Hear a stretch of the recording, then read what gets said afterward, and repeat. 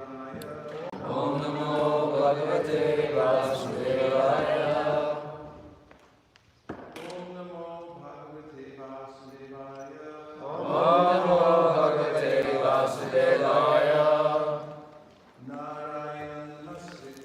Narayana Namaskritya Chaiva Narottamam Devim Sarasatim Vyasam Tato Jayamudiraye.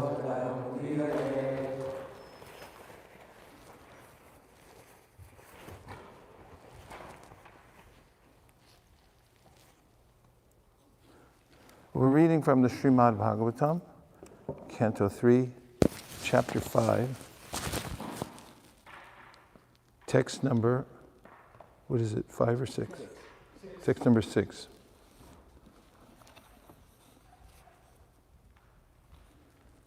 Yata punasve ka idam niveshya.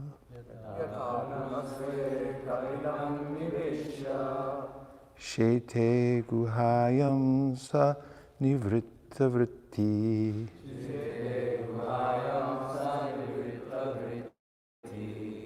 Yogeshvaradhishvara eka etad. Anu pravishto bahuda yatasi. Yata punasve ka idam niveshya. Shete guhayam sanivritta vritti. Yogeshvaradhishvara eka etad. Anu pravishto bahuda yatasi. Yata punasve ka idam niveshya. Shete guhayam sanivritta vritti. Yogeshvaradhishvara eka etad. Anu pravishto bahuda yatasi.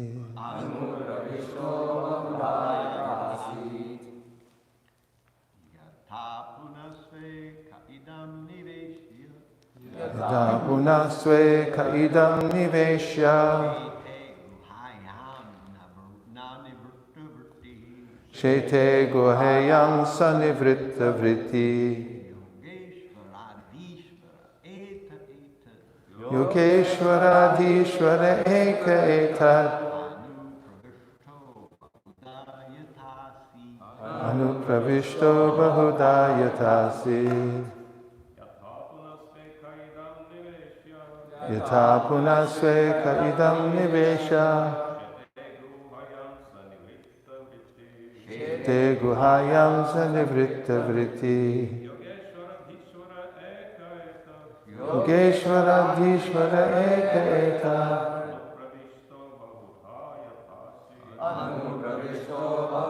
Vaishnavis. Yata punasve ka idam niveshya. Shete guhayam sanivritta vritti. Yogeshvaradhishvara eka etad.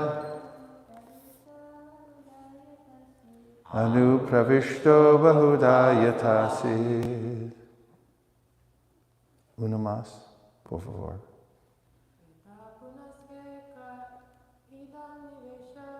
Yata punasve ka idam niveshya. Shete guhayam sanivritta vritti. Yogeshvaradhishvara eka etad. Anu pravishto bahuda yatasi.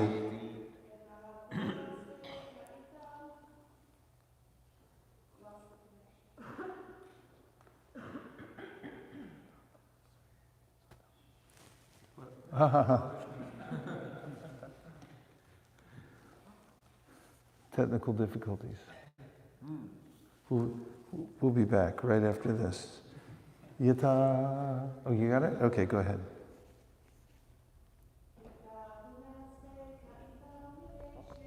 Yata punaksve kaidam nivesha shete guhayam sanivritta vritti Yogeshvaradishvara eka etad Anu pravishto bahudaya dasa Yata as much as Punaha again Swe in his K form of space Virat Rupa Idam this Nivesha, entering into. Shete, lies down. Guhayam, within the universe. Sa, he, the personality of Godhead. Nivritta, without endeavor. Vritti, means of livelihood. Yoga Ishvara, the master of all mystic powers. Adishvara, proprietor of everything. Eka, one without a second. Etat, this. Anupravishtaha, entering afterwards. Bahuda, by innumerable. Yata, as much as. Asis, exists. Translation. He lies down on his own heart, spread in the form of the sky, and thus placing the whole creation in that space, he expands himself into many living entities, which are manifested as different species of life. He does not have to endeavor for his maintenance, because he is the master of all mystic powers and the proprietor of everything. Thus he is distinct from the living entities. Purport. The questions regarding creation, maintenance, and destruction, which are mentioned in many parts of the Srimad Bhagavatam, are in relation to different millenniums, kalpas, and therefore they are differently described by different authorities when questioned by different students. There is no difference regarding the creative principles and the Lord's control over them, yet there are some differences in the minute details because of different kalpas. The gigantic sky is the material body of the Lord, called the Virata Rupa, and all material creations are resting on the sky, or the heart of the Lord. Therefore, beginning from the sky, the first material manifestations to the gross vision down to the earth, everything is called Brahman. Sarvam Kalavidam Brahma. There is nothing but the Lord, and he is one without a second. The living entities are the superior energies, whereas matter is the inferior energy. And the combination of these energies brings about the manifestation of this material world, which is in the heart of the Lord. Om Jnanatimirandasya Jnananjana Shalakaya Chakshurun Miditam Dena Tasmai Shri Gurave Namaha Shri Chaitanya Manobhishtam Stapitam Yena Bhutale Swayam Rupa Kadahmayam Tadati Swapadantikam Vandeham Sri Guru Sri Uta Padakamalam Sri Gurun Vaishnavamscha Sri Rupam Sagrajatam Sahagana Raghunatham Vitam Tam Sajivam Sadvaitam Sadvatutam Parijana Sahitam Krishna Chaitanya Devam Shri Radha Krishna Padan Sahagana Lalita Shri Vishakam Vitamscha He Krishna Sindho Dinabandho Jagatpate Gopesha Gopika Kanta Radha Kanta Namostute Tapta Kanchana Gaurangi Radhe Vrindavaneshwari Rishabhanu Sute Devi Pranamami Haripriye Anchakalpatarubhyascha Kripa Sindhubhya Evacha Patitanam Pavanebhyo Vaishnavebhyo Namo Namaha Jaya Shri Krishna Chaitanya Prabhu Nityananda Sri Advaita Gadadhara Shivasadi Gaura Bhakta Vrinda Hare Krishna, Krishna Krishna, Hare Hare, Hare Rama, Rama Rama, Hare Hare. Yata punasveka idam nivesha shete guhayam sanivritta vritti yogeshvara dhishvara eka etad anupravishto bahuda yata says.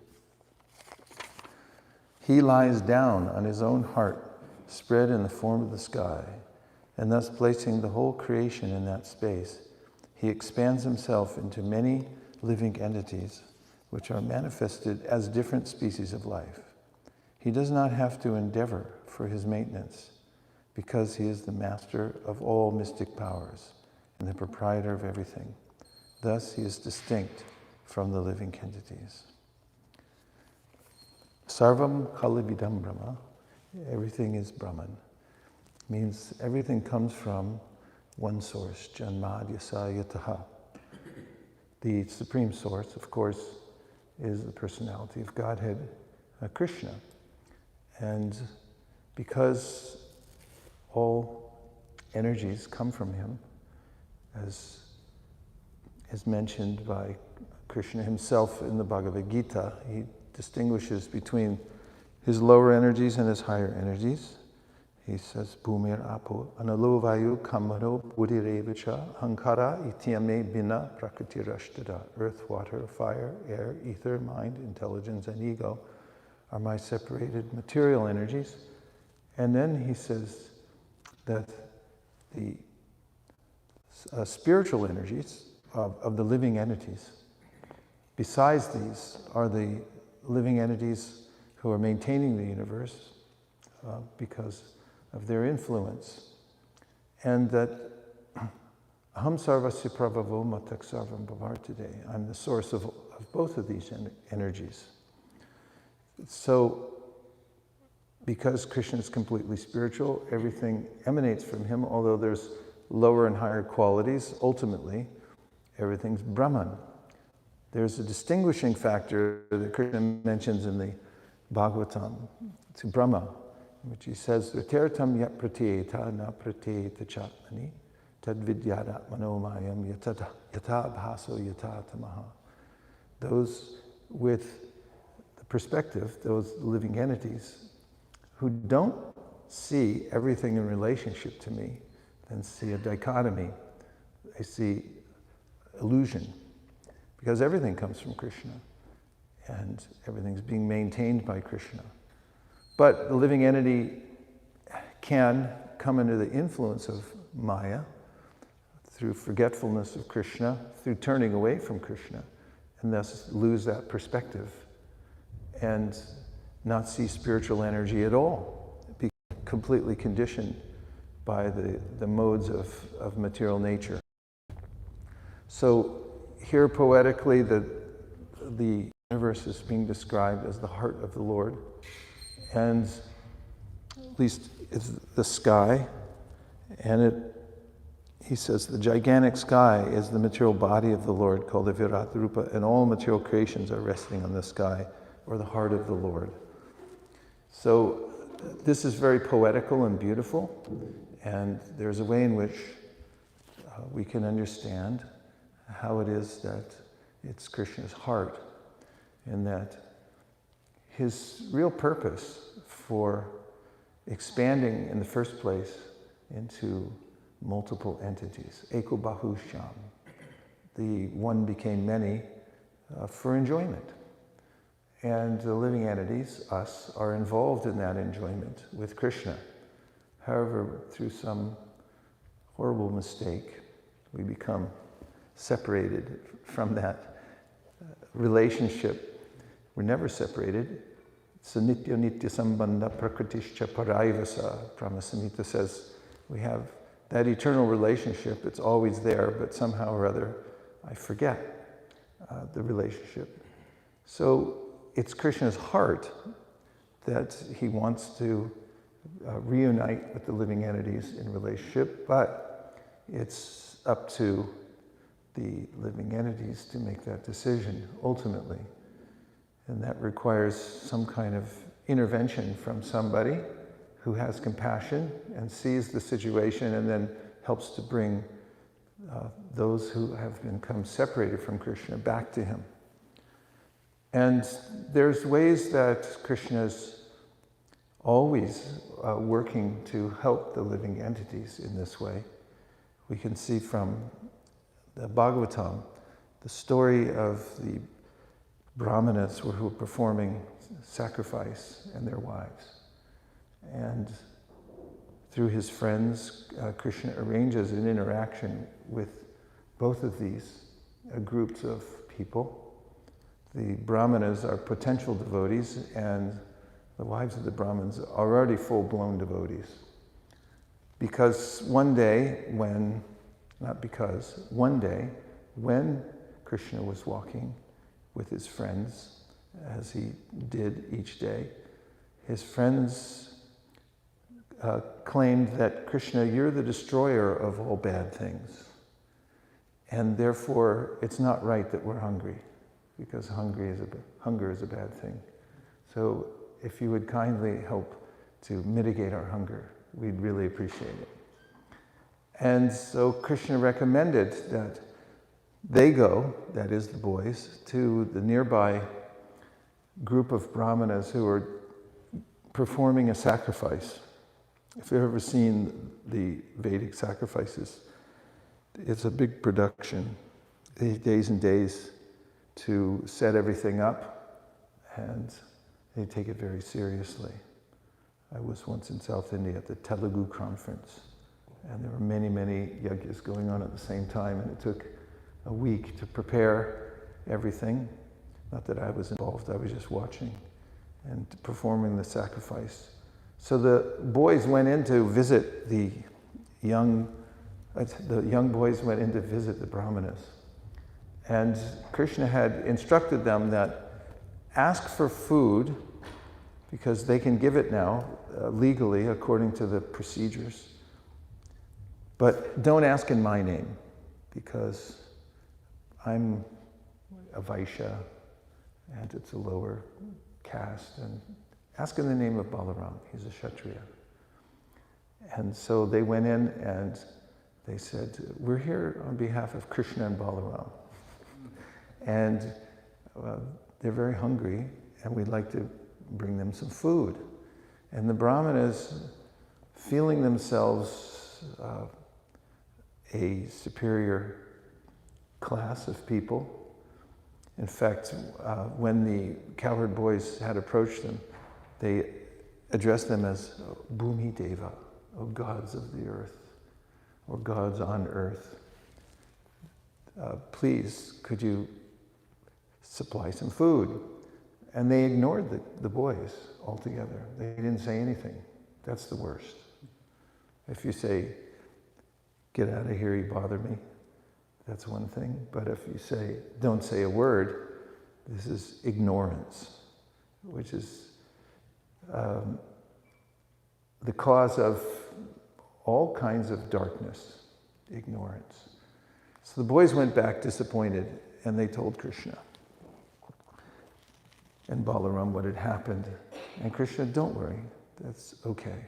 It's the way of begging. Sometimes people don't give. So this time, you go ask the wives of the Brahmins. And they went in and offered their obeisances and began to say that Krishna and Balaram were nearby in the forest and that they were hungry and needed food. Only halfway through their pronouncement, the wives of the Brahmins put together containers of food and rushed to meet Krishna and Balaram. At that time, the atmosphere in Vrindavan was tense because Kamsa was still alive.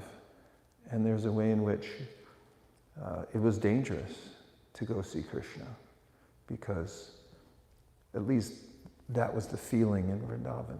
If you were seen to be cohorting with the enemy, you could also be punished and visited by one of the dastardly demons that Kamsa was sending out to try to kill Krishna. And there had been such perpetrations throughout Vrindavan, killing all kinds of children and harassing people. But they didn't care. That is, the wives didn't care at all, because they had this spontaneous love already manifest in their heart. And it came from hearing. They hadn't met Krishna before. They hadn't received a book. They had met with devotees, incidentally met with them, because they had duties that coincided with meeting some of the residents of Vrindavan who were pure devotees.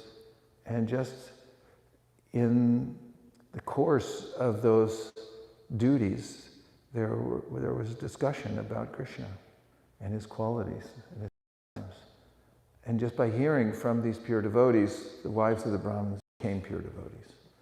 That meant as soon as they heard that there was an opportunity for service, they jumped up and they ran to the forest. And there's a heart-rending description of how Krishna greeted them. He was holding a lotus flower in his hand and twirling it as an indication that he was holding them within their hearts. Again, the heart is the seat of all emotion. And it's interesting here that we find that the sky upon which encompasses the Virat Rupa is also the heart of the Lord. He's extending himself, in other words, to all of us at all times, looking for our affection, looking for our service and our love. So those who come in contact with devotees and devotional service then can perceive this anywhere and everywhere. And Krishna will give opportunity to such devotees, as he did for the wives of the Brahmins. When they went to the forest, they brought Krishna and Balaram and his friends this food that was meant for the sacrifice. And Krishna asked them to go back. They argued, did the wives of the Brahmins, that they had already gone against their husbands' wishes by going to the forest, and in that very strict atmosphere and society at the time, they would not be welcomed back, they argued. So we can just stay here and we'll stay out of sight. We will worship you from afar, but we'll stay in the forest. As you move about, we may find some remnants from the tulsi leaves from your lotus feet. We'll worship those and keep them on our head. And Krishna still insisted that you go back, and he said, don't worry, they will accept you. That is, their husbands and society. So they did go back, and the husbands accepted them. And not only did they accept them, but they felt deficient in themselves, seeing the devotion of their wives. They had been awakened by this incident, and then began to lament that actually they had missed the whole purpose of Vedic sacrifice. Now, sarvasya chaham hridi sanivishto mattak smritir jnanam apovanam, another reference to the heart. Then Vedanta krit Veda Videva Chaham, the purpose of all the Vedas. I'm the knower of the Vedas, I'm the compiler of the Vedas, and the purpose of the Vedas is to understand me. And so they, the Brahmanas, lamented. So how could we have missed this? All these rituals we're performing were for naught. And they used pretty strong language. To hell with our sacrifices. To hell with our learning of all these mantras. After we learned everything, but our wives, they knew the purpose of all of this. And not only that, they've achieved it. So what's our value? So the wives actually became the spiritual teachers for these brahmanas. Whereas before they had thought, we know everything. Sometimes we meet people like that. They say, I know everything. Then get all your friends and bring them around, you can meet them. I know everything. So the brahmanas also wanted to go to the forest, but they were afraid because they understood the political situation and thought, if anybody sees us, if any spies of Kamsa see us, then we'll be punished or killed. So it also showed that the wives' position was superior because they didn't even consider that. They went right away, whereas the Brahmins were restrained. In that same village where the sacrifices were taking place that day, the next day, Krishna and Balaram happened to be there still, and he saw his father and some of the elders in the community getting ready for some kind of sacrifice. The one story flows into the next. And Krishna, a little boy at the time, was curious about what kind of sacrifice they were performing. So he went and innocently inquired from his father, Father Nanda, what kind of sacrifice are you all doing here? Because he had just dealt with the brahmanas who had performed sacrifice in a sense they were doing this niyamagraha, which means they were doing something and they didn't know the purpose behind it. So Krishna now wants to know from his father, do you know what you're doing? And his father said, actually Krishna asked, is this just a tradition or is there some specific Vedic purpose for this sacrifice that you're about to perform? And then Nanda, charmed by his son's, 5-year-old son's inquiry, and he said, well, Kana, this is something we always do. And it's to please Indra, because Indra brings the rain, and the rain brings grass for the cows. The cows eat the grass, and there's milk, and we live in abundance because of the rain, and therefore it's because of Indra. And so Krishna then began to bewilder the mind of Nanda and all the cowherd men by giving arguments from the philosophy of karma mimamsa, which is an atheistic philosophy. It says that actually God's really out of the picture. We are independent as long as we as living entities are independent to get whatever we need or to be elevated to wherever we wish, just by interacting with the Vedic codes. If we follow those, then we can keep ourselves perpetually in abundance and situated in higher levels of the universe. No need for God anyway. And he said, and what does Indra do anyhow? Because we can simply enact these mantras and codes and we're not dependent on him. But to speak of the fact that when Indra brings rain, he dumps most of it on the ocean. And Krishna went on with various kinds of convoluted atheistic arguments to Nanda, and wended his way to the point of saying that actually the person and entity who's supplying everything is Govardhan.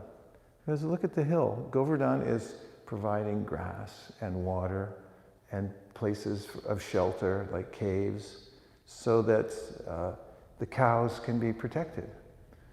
And there's really no need for worshipping in Indra. And so Nanda Maharaj says, okay, we understand. We can worship Govardhan Hill also, but we'll do the Indra Yaga. And then Krishna actually had a purpose. He understood that his devotee, and Indra is a good devotee, and he has a job to do in service to Krishna, but he had become bewildered by pride. And he thought that he was the all in all. And this can happen. One might have some position or power and then start thinking that one is independent of Krishna and all powerful. And so Krishna wanted to help Indra out of compassion to diminish his pride so that he could overcome that great obstacle. So he told Nanda, no, just take all the paraphernalia that you were going to use to worship Indra and we'll worship Govardhan Hill with it. This is a great insult to Indra, from Indra's point of view. Because first of all, okay, there's something more important than me he's hearing.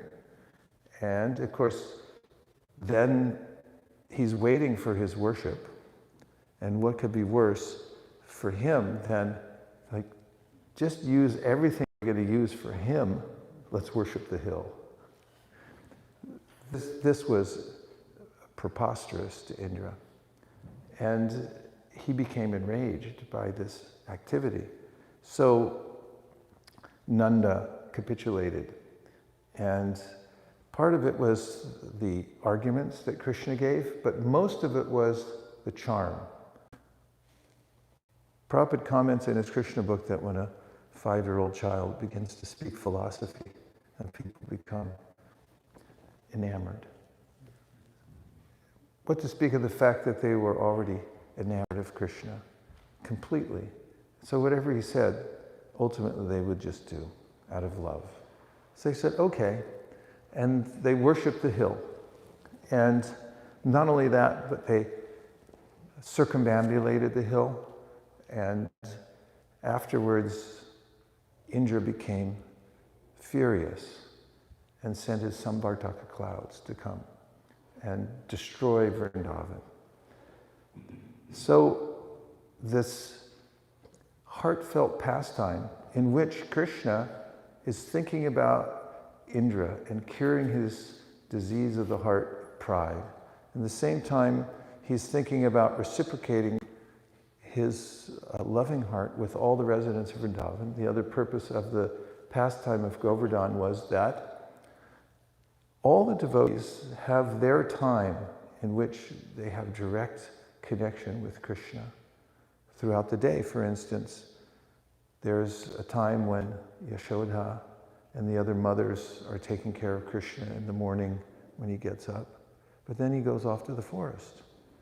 Yashoda runs after him 7 times every morning, making sure that he's got his lunch pack and that he's not going to get into trouble anywhere. That is, be careful. Please be careful. And then he goes off and he's away for the day with all his friends and the cows. And then at night, he makes rendezvous with the gopis. And so there are times for each one of the servants of Krishna to meet with him and have direct access. But Krishna arranged a time at Govardhan when everyone could be there all together 24 hours a day for 7 days. So he arranged this pastime to share his heart with everyone at the same time, and that's what happened. It's unique in all of Krishna's pastimes that all of the devotees and all of their different relationships with Krishna were enacted at the same time under Govardhan Hill while Krishna was holding the mountain aloft. So, we should be aware of Krishna's heart, that it's all-encompassing. It's everywhere. What is everywhere? his intention to have a relationship with us. And as mentioned by Gajendra, Krishna's never inattentive to that relationship. I'm the one who's inattentive to it. So the process of bhakti means to incrementally become attentive to my relationship with Krishna. And then there's no problem. If I forget the purpose for which I'm practicing bhakti, then I'm like the brahmanas who are just performing sacrifice for no good reason. And if I can associate with devotees and remember that my purpose is to serve and love Krishna like the wives of the brahmanas, then I'll get opportunities to serve him. Krishna will make an opportunity. He'll come and say, please bring me this or that. When we're in preparation mode for practicing devotional service, means that Krishna will offer us some opportunity to become more connected with him. We can be assured of that. And as with Indra, if in the practice of devotional service I become affected by puja, labha, and pratishta, the three enemies of bhakti, means that I want something in return for what I'm doing. And I become a merchant that I'm doing this, so I should get something back. I put in so many man hours. What am I getting? Where's my premium for all this? Better to emulate the mood of the residents of Vrindavan in their spontaneous devotional service, to not ask anything in return for our devotional service, and certainly not become proud of our service or our means of serving Krishna, as Indra became proud and he forgot everything. He even forgot who Krishna was and tried to kill him, tried to kill all the residents of Vrindavan. Just thought he was an ordinary boy. So the Virat Rupa is with us now. We're sitting on Krishna's form. Everything, all the elements, the ether, the space between us is Krishna. He goes through the various ways in which we can remember him in the Bhagavad Gita. And if we remember that he's present with us always, the sky that surrounds us is his heart, and that he's looking forward to our loving reciprocation, then in whatever we do, wherever we're situated right now, if we remember that and try to serve Krishna, he'll reciprocate. And when Krishna reciprocates, then we feel happiness, otherwise we feel lost. Om Tat Sat. Those are a few preliminary remarks, and now we'll take some reflections or questions to expand the conversation. The reflection's easy. It just means anything you heard from the verse, purport, or the monologue that's stuck in your mind. And if you have a question that you think would open things up more, please ask. Yes, Maharaj. Hare Krishna. The end of the purport is very striking because Srila Prabhupada says that this material world is in the Lord's heart. And so normally we are, we have this condescending attitude towards the material world, citing the example of Srila Prabhupada who said the whole material world has to be chucked out in the trash, like that. So how do we balance it out with these kind of things? And when Prabhupada's talking in such a way, he's talking about our attachment to the material world. Otherwise, there's no problem. Anasaktasya vishaya nitarham upayunjita nirbandha krishna sambandhe yuktam vairagnyam uchite prapanchikataya buddhya hari sambandhi vastina mumukshabi parityagyo vairagyam palagupatyate. In fact, it's a mistake, say the Goswamis, to reject anything. Everything we see can be used in the service of Krishna. It's what we're rejecting is our undue attachment to the material world. And it's an example, an analogy Prabhupada gives is a bank teller. Bank teller counts money all day long. If he or she takes $1 off the counter and puts it in his or her pocket, then he or she would be prosecuted. They're counting millions of dollars. So we also are in contact with the material energy, but if I claim any of it to be mine, then there's a reaction, karmic reaction.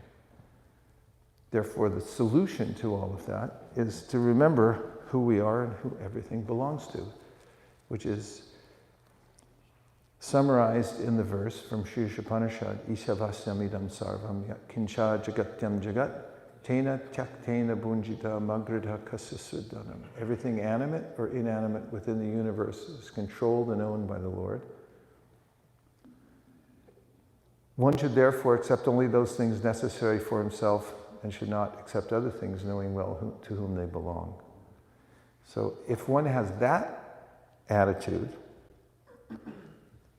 then Prabodhananda Saraswati Thakur says, I see the material world as the abode of joy because it's an opportunity to serve Krishna. Everything can be used in the service, and therefore the dichotomy is gone. It's only in the mistake to think this is mine and I get to keep it. So if we act as an instrument and act as a servant, as a loyal bank teller who doesn't even take $1 out of the till, then there's no difference. We see everything as to be engaged in Krishna's service. It's time for a couple more. Yes?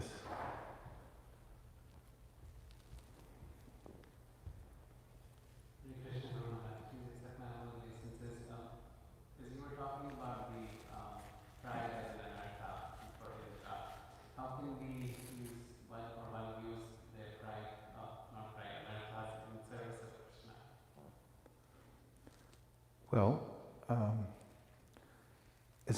anartas means something that doesn't have value. So when you use something for Krishna, then it has some value. It's a little risky to start down that road. For instance, with anger, you can become angry and then say, I did that for Krishna. Like Gopala Ban, who was a rascal, and he had a penchant for being a miser, or he was a miser, and his friends criticized him, why don't you offer anything to God? And one day, when carrying a basket of grains across the field, a wind came and blew all the grains into the air, and he said, I offer that to God.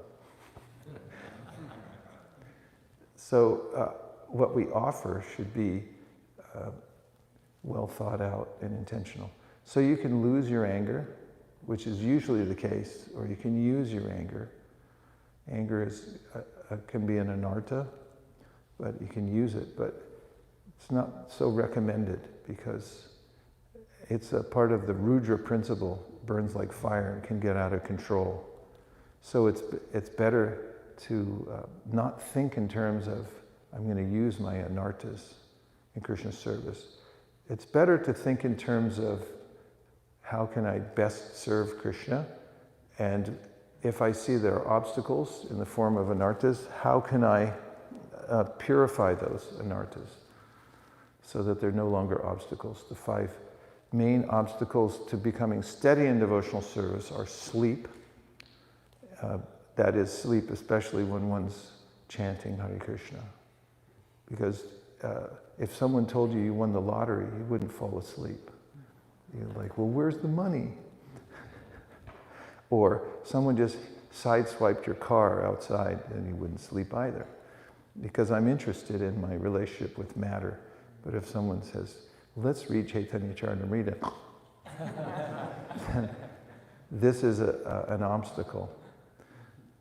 You could possibly offer sleep to Krishna by regulating your sleep and refreshing yourself so that you can serve properly, go to bed early, get up early, and so forth. And then the next one is distraction.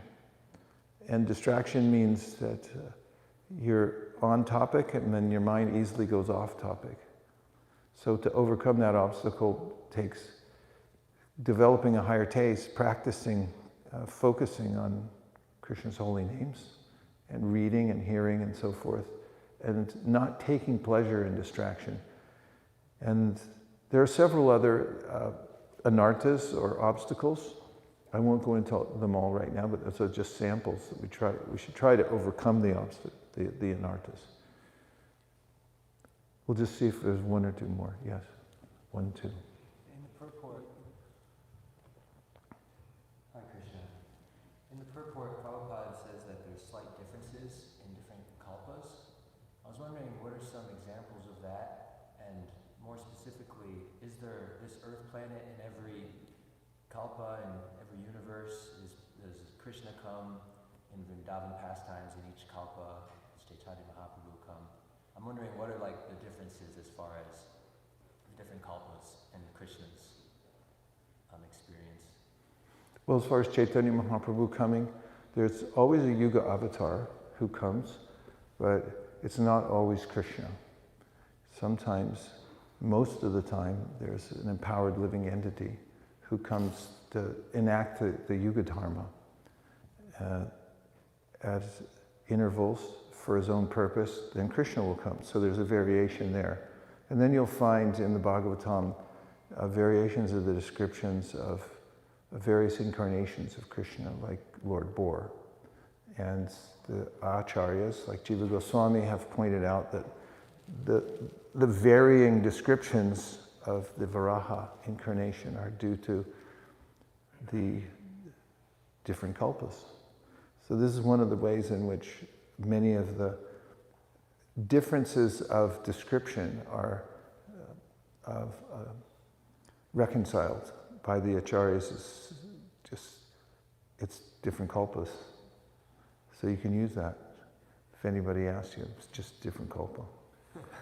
It's an easier answer than try to explain the whole thing. It's a big operation, the universe. What to speak of all the universes put together. And therefore, and there's variations even in Krishna's pastimes. Sanatana Goswami describes how Kaliya, he's kicked out of Vrindavan, but he offers himself for service, and Sanatana Goswami explains it sometimes.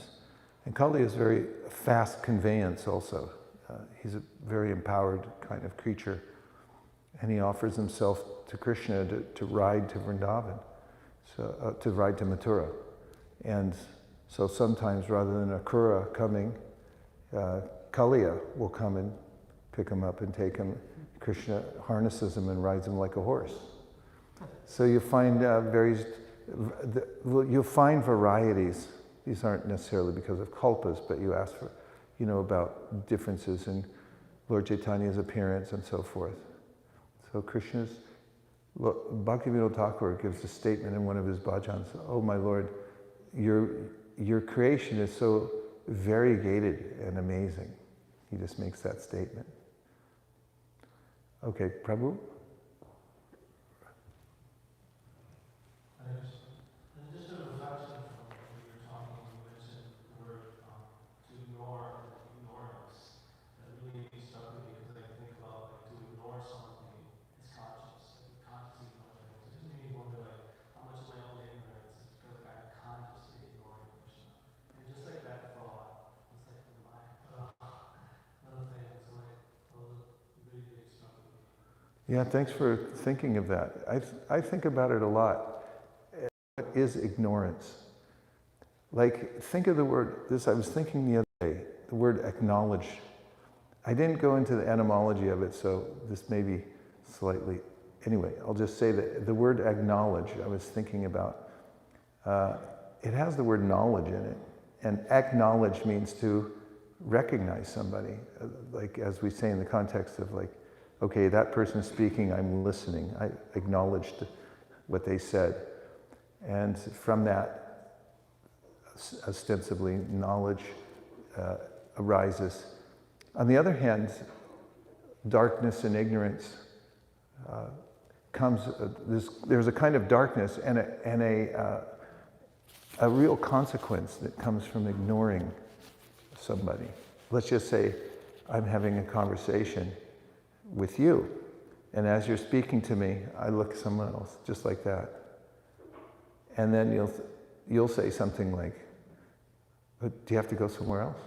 Are you in a hurry?" Or if I do this while I'm talking to them, it's just 2 seconds at the most, but then you may feel like, "Oh, what's the matter? Am I saying something wrong?" I mean, there's a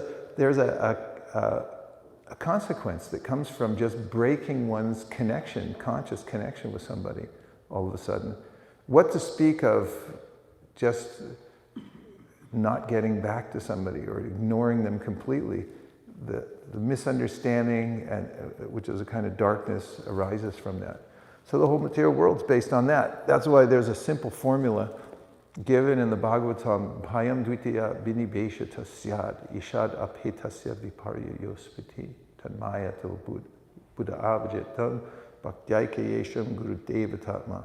So it states the problem and then the solution in one verse. The problem is that I turned away from Krishna. I'm turning my head wrong direction, aphetasya. And therefore, there's fear. That's another consequence of ignorance. And then he says, okay, you want to fix the problem? Say yes. Says, Tanmaya to Buddha Abhajitam Bhaktyayka Yesha. Turn around. Acknowledge that Krishna has come to you. It specifically says there are people reaching out to you. There's a guru principle. Somebody's there giving you everything you need. So he said, acknowledge that, and your problem's solved.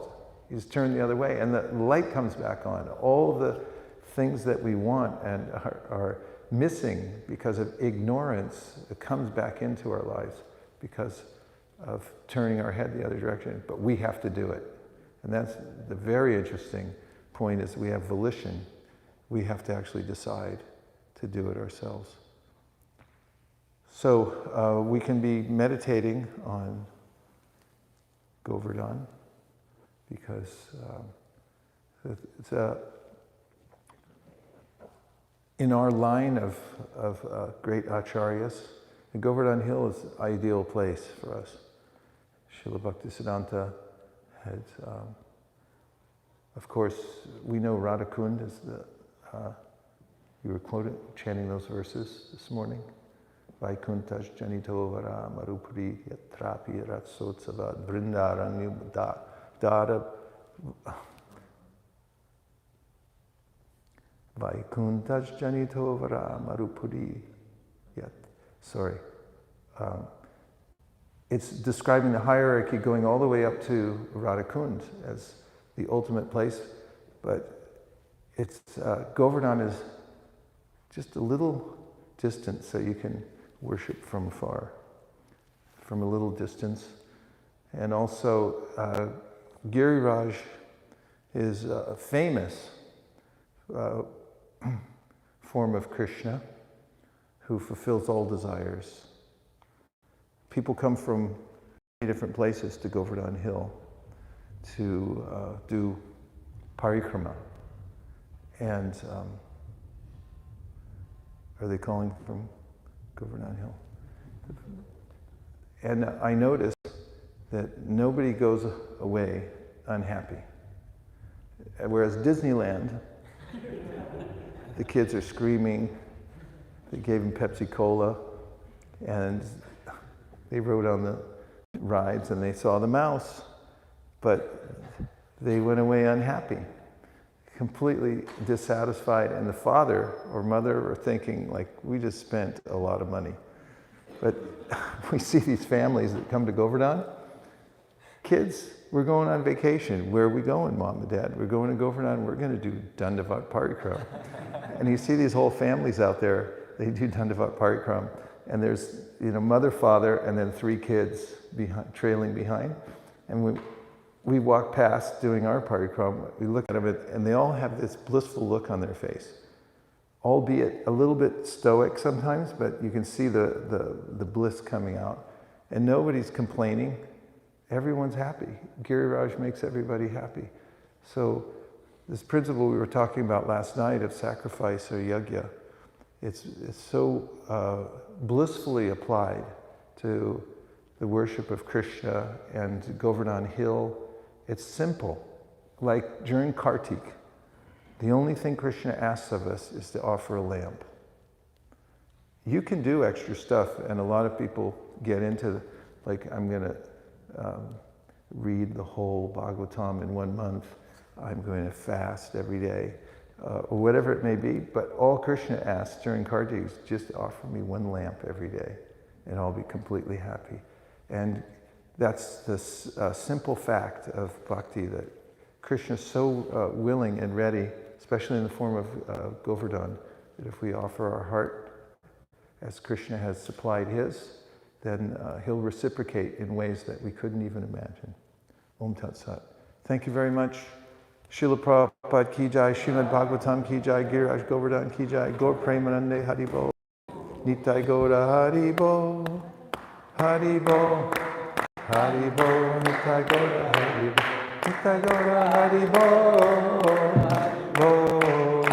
Haribo, Nitai Gaura Haribo.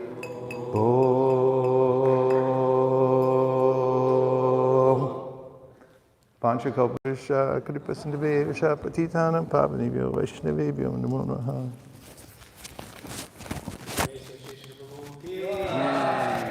Srila Prabhupada ki jai, Gaur Bhakta Vrinda ki jai.